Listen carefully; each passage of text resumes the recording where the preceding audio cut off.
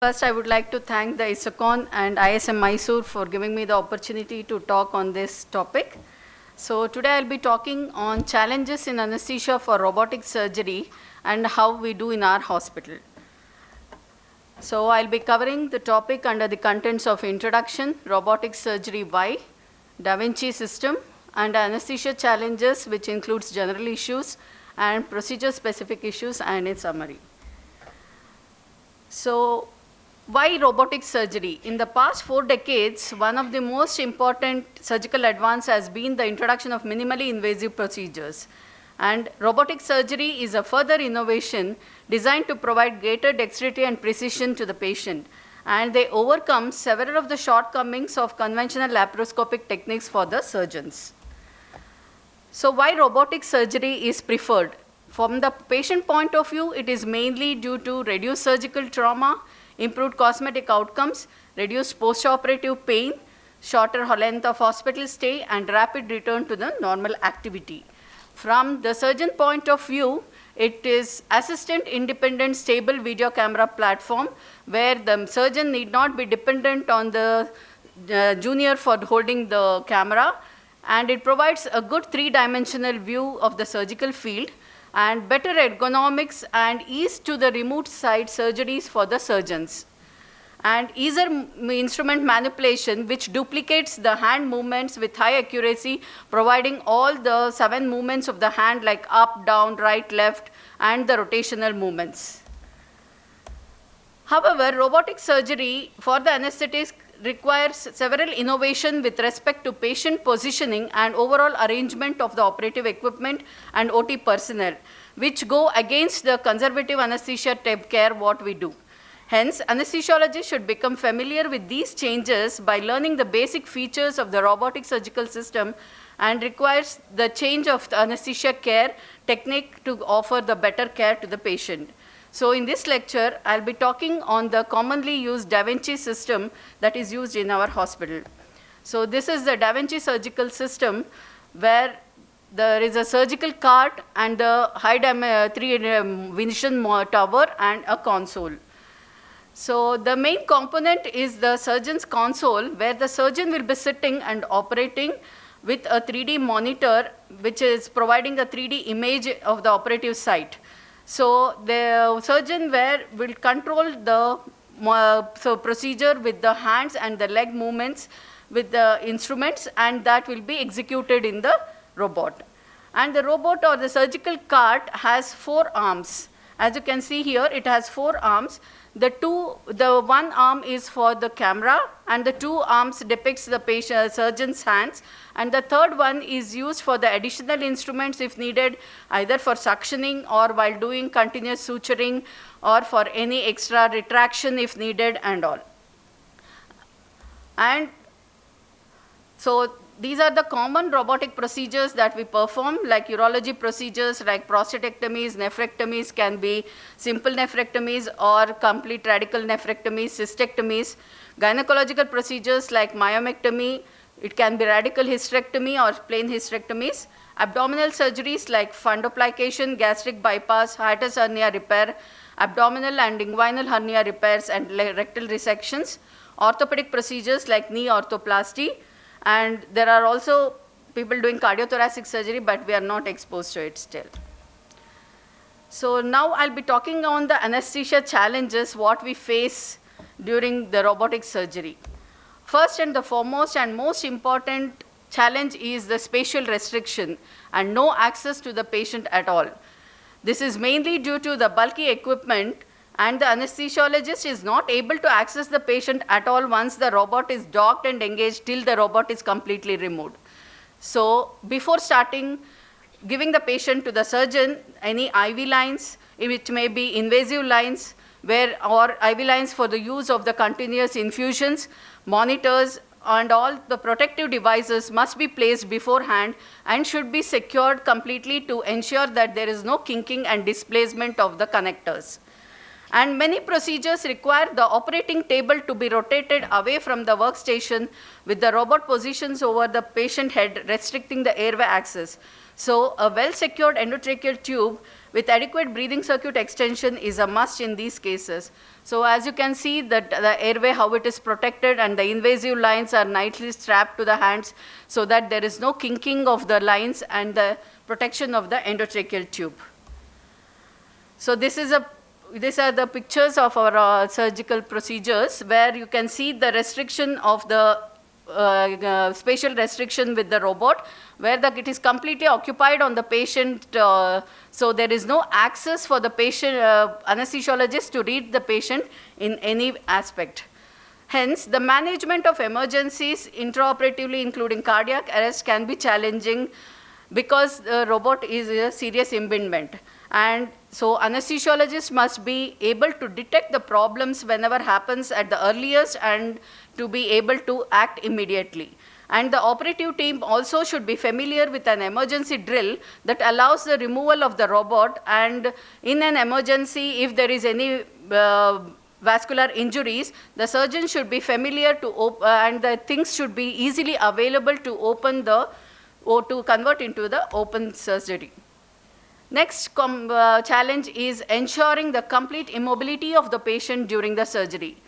This is usually done with continuous neuromuscular blockade and monitoring of the patient till the robot is undocked, because any chance of many movements of the patient during the surgery can lead to the puncturing and tearing of the internal organs and vasculature, which may be very devastating.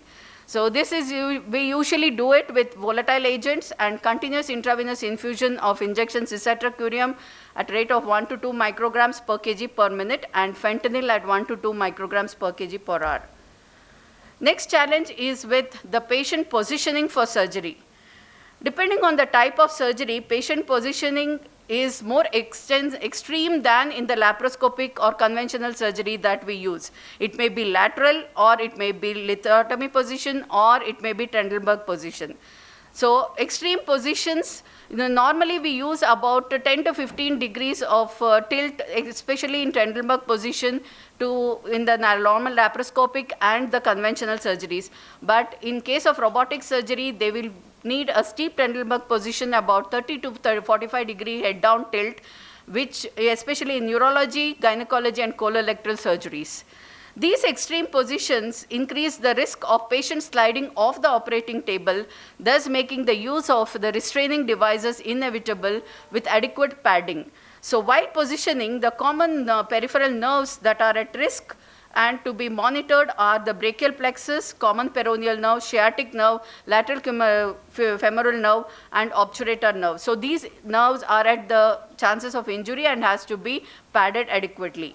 And also the extreme physiological state disturbances can be observed with these positions. So this is how the padding and the restrainers are done when after positioning of the patient. And the right top, you can see the head down tilt is about 45 degrees, which is usually needed for the colorectal surgery. So what are the effects of pneumoperitoneum with exaggerated positions?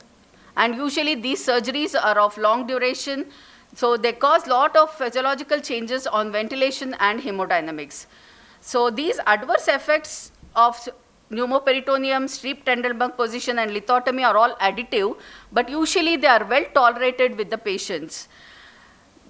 First and the foremost, most important is observed is the reduction in the length of the trachea, which is almost up to 1 centimeters from the vocal cords to the carina.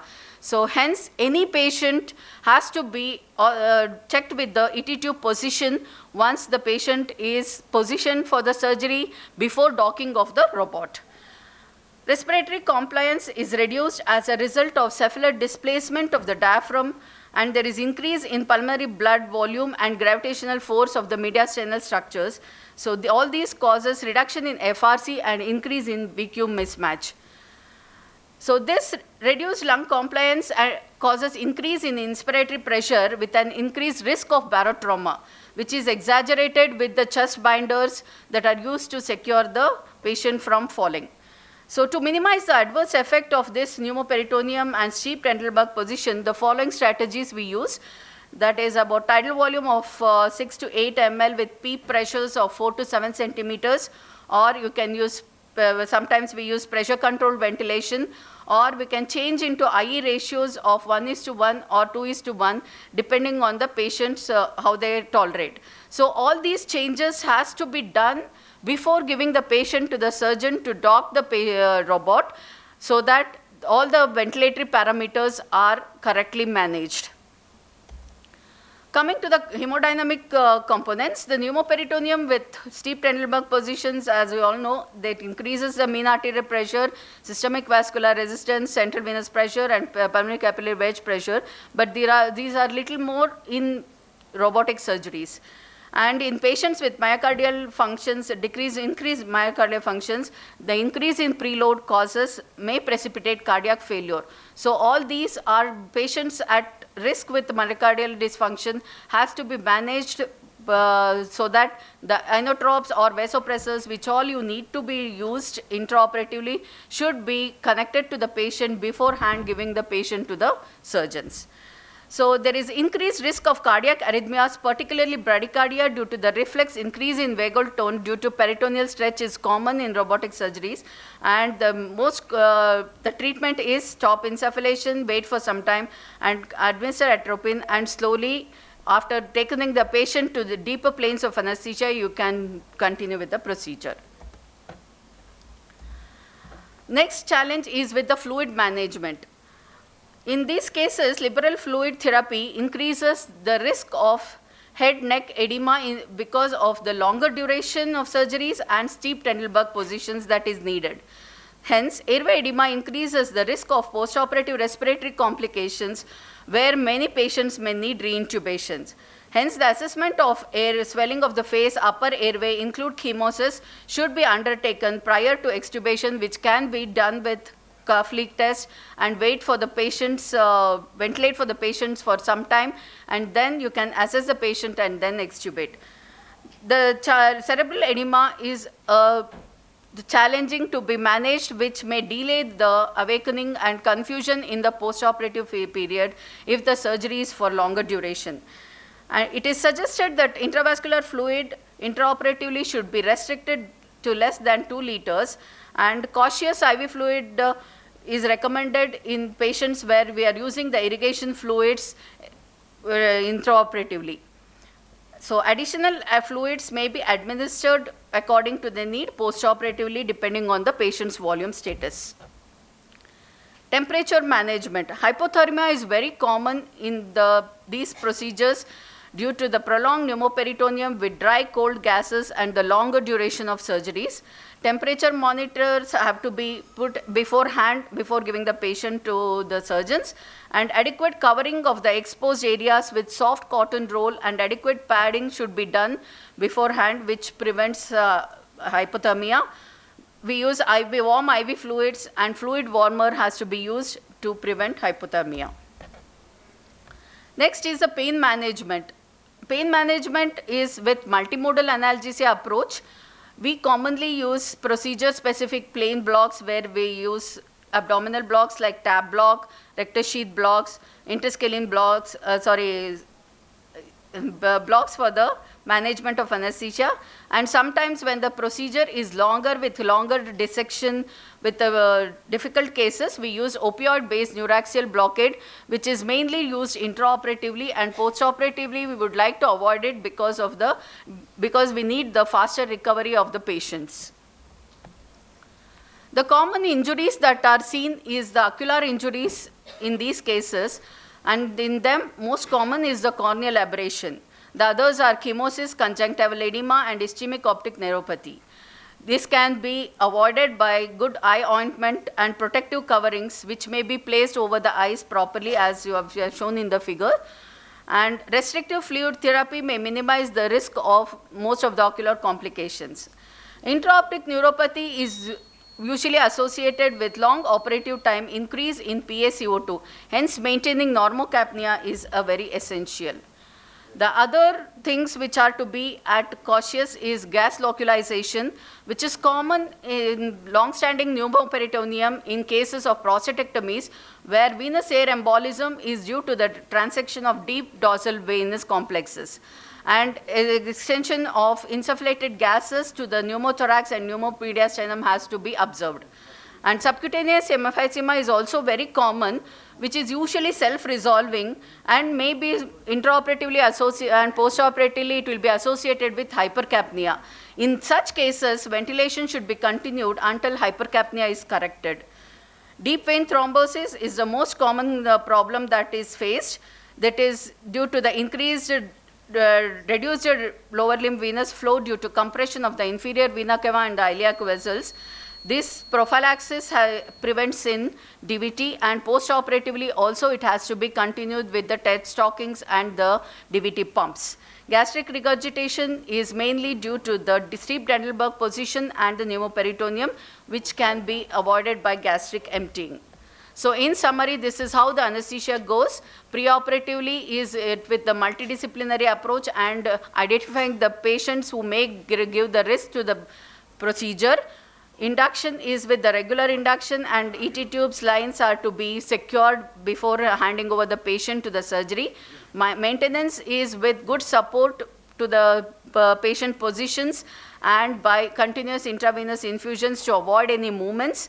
And emergence is a very important thing which we have to be very careful, where we have to assess the airway edema by using the cuff leak test.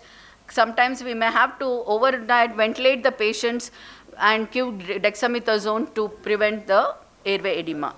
Postoperatively, it is usually enhanced recovery principles, and ICU stay only in critical cases. So to conclude, the application of robotic assisted surgery will continue to increase and will be extended to other fields also.